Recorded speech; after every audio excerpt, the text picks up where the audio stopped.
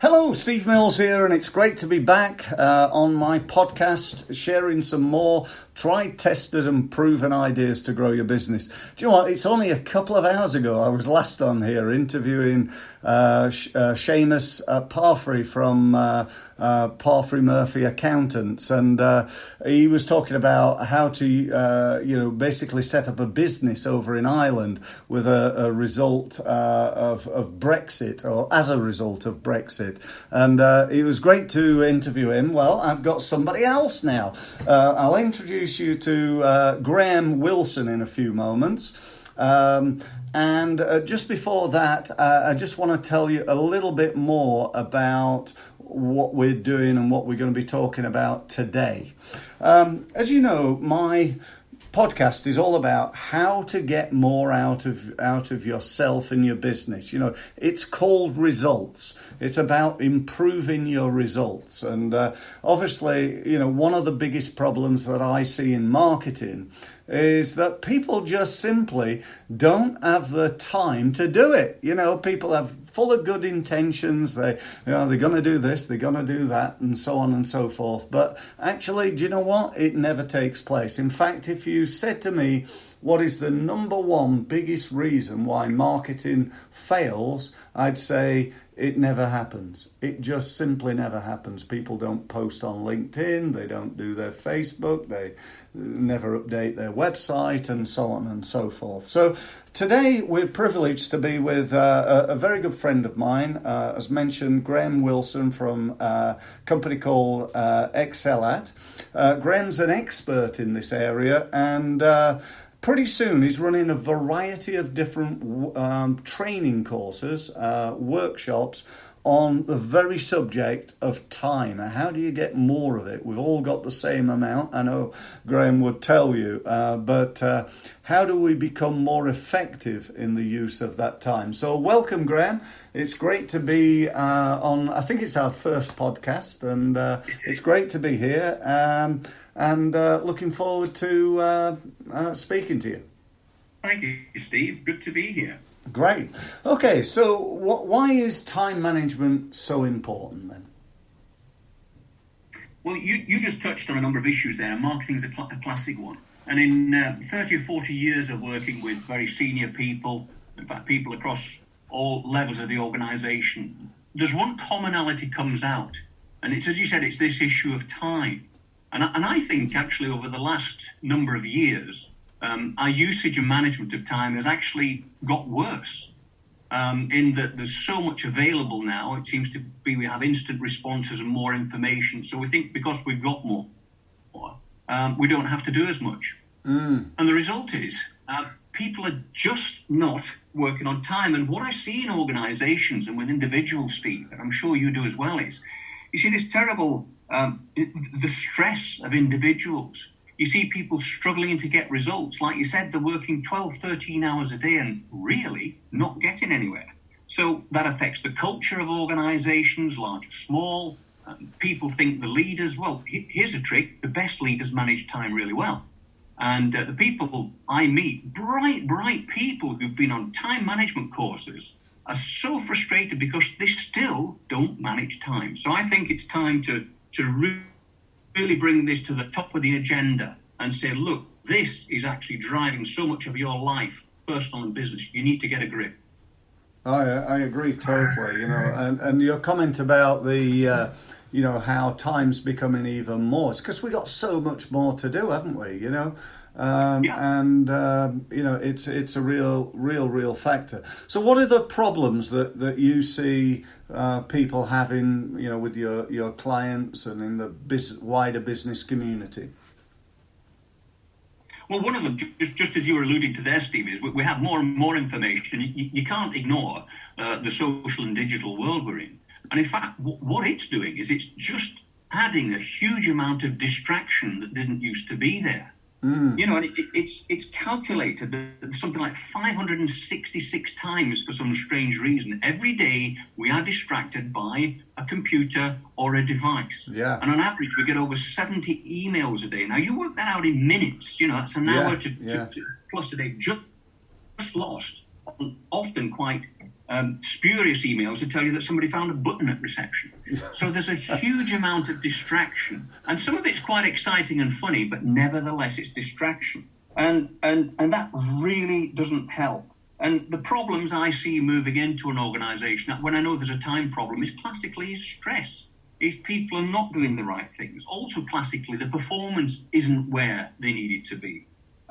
So you just see this whole picture of a kind of disorganised place that's got bags of energy. And it's that classic saying, Steve, that they're doing the wrong things right. Yeah. There's too much time on the wrong things. I see that all the time, and I'm sure you do as a business advisor and coach and trainer. It's happening all the time, isn't it? It is constantly. So why do you think that is? Why are people? Why aren't you take someone like I don't know, a Richard Branson or somebody like that. They've got the same amount as you and I, same amount of time. It's the one thing we're all born with equally.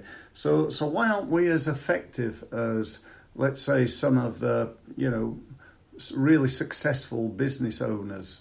What is it?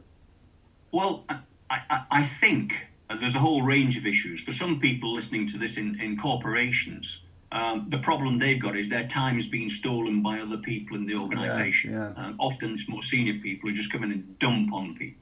The other issue, depending on what personality type you are, you allow people to do this. And this is a big issue. But when you look at those guys, and I was very privileged to work with a guy who actually became the CEO of Johnson & Johnson worldwide. And I used to go into his office as a 27-year-old sales manager in pharmaceuticals, run ragged. And he'd got this huge desk in a huge office with one sheet of paper on the desk. And I never understood what it was and for many, many years, and realized that one of the things about him was he was completely focused. And I think when you look at the Bransons and you look at any of these names you want to look at, these guys have got a number of things. One is a very, very clear purpose. And two is they focus on that purpose and they don't allow themselves to get distracted. Now then, some would say, yeah, but, they've got that kind of personality, they're good at that. Well, that's true. Certain leaders do have a very strong controlling personality, and things such as delegating is second nature to them. But for others, we can all learn to do that. And that's one of the things I'm wanting to introduce. Okay, fantastic. So, we've all seen lots of different, time management courses, and, we've maybe attended them in the past. Why is what you're offering different to, what I call the run-of-the-mill type, time management training? And what will people, or should I say, how will people benefit by attending? Great question. And that's the thing that's been very much at the forefront of my mind. I meet and I work with some very, very clever people, some very bright people who've been on these, as you say, standard time management programs. Uh-huh. Yet they still are, frankly, crap at managing time. That's their words, not mine. Yeah.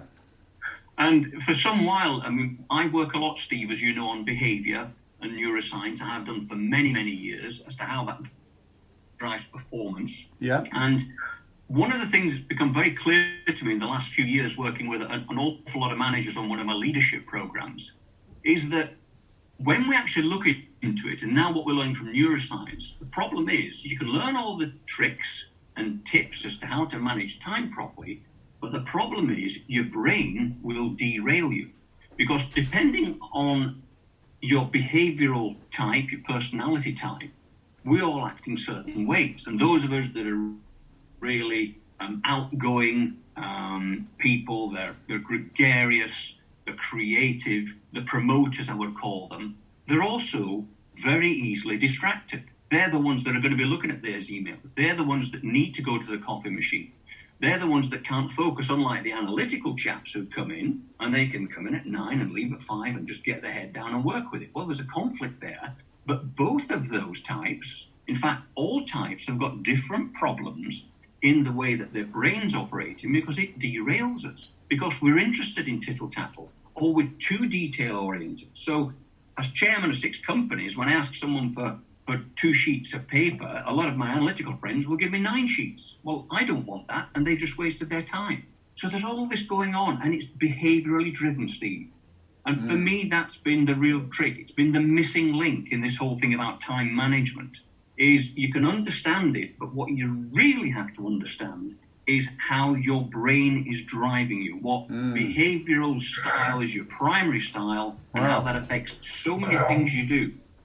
And that's what I want to bring into people. Then what we do from a well-tried program I've used for years, I'm going to give you loads of tips. I'm going to tell you what to do with your email, what to do with your meetings, how to structure the time that you have with people. I mean, why does every meeting, Steve, have to be an hour? Why does it have to start at 10, 11, or 12? Yeah. I have one client, it takes 7 minutes to walk across the actual factory floor. So every meeting they have a book, someone's late before it starts. Shouldn't we think about this? So there's a whole load of practical stuff. But the first thing is, let's find out how your head's driving you, and that's what I do. Now, the benefit you asked me of that is quite simple. I'm going to give people time back. I frequently find, and one of the things I might say to people is, how would you like an extra day a week without working any extra hours? So I'll give you Friday back. And I've frequently got clients I'm giving 10, 15 hours a week to. And do you know what, Steve? Their performance has not dropped off. In fact, in many cases improved, because they've got better collaboration. They're helping the organisation to be more effective. Stress levels as well. Absolute. Stress is a huge thing nowadays when we talk in the organisation. And the organisations are creating it through the way they mismanage time, often from the top. So we can get so much more from people and give them their lives back, help them to get that love and fun back into business, and not kill themselves in the process. And I think that's really important. I'm quite passionate about that. So I'm giving some people a month, 6 weeks a year. And you know what? They're working better for it. Sounds like a pretty good deal to me, Steve. It sounds like it's worth a day to me, without any shadow of a doubt. And I know that I everything you said there really resonated with me, and I'm sure it does with all the listeners on the podcast today, because nobody's perfect, are they, with this? We can all improve, and we can get better results, but definitely by becoming better at managing our time and our tasks and what we're spending time on. So I know that you're running various dates and in various locations, Graham. Do you want to tell people all the dates, or just tell them, right, you need to go to a particular website and select a date that's right for you? What would you like to do? Do you want to give them all the dates? Yeah. The first dates are on my website. So I would drive people to my website, which is www.excelat.co.uk. That's EXCELAT, as in what you excel at.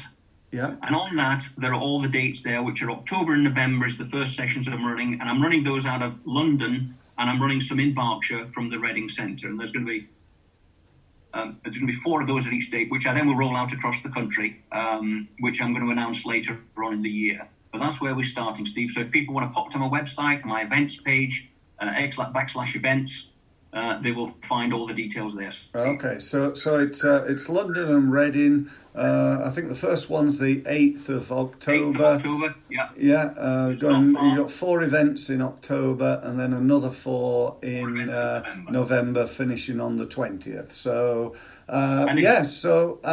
Steve, if I may say, if people want to call me, they can call me on 07976 607578, and I'd be delighted to have a chat with anybody if they want to call me. Fantastic. Okay. Well, thank you ever so much, Graham. It's been really interesting learning about what you're doing and how that can benefit small businesses. If you're a small business and you're like 99.9% of all small business people that I've ever met, and you're too busy and you've got more tasks than you can ever do, and you want to improve the effectiveness of yourself and your team, and you'd like to get a Friday back, then go and sign up for Graham's workshop, or give him a call to find out a little bit more. Thank you ever so much, Graham. Thank you ever so much, everybody, for listening, and I look forward to sharing with you on my next podcast some more tried, tested and proven ways in which you can grow your business. Thank you very much for listening.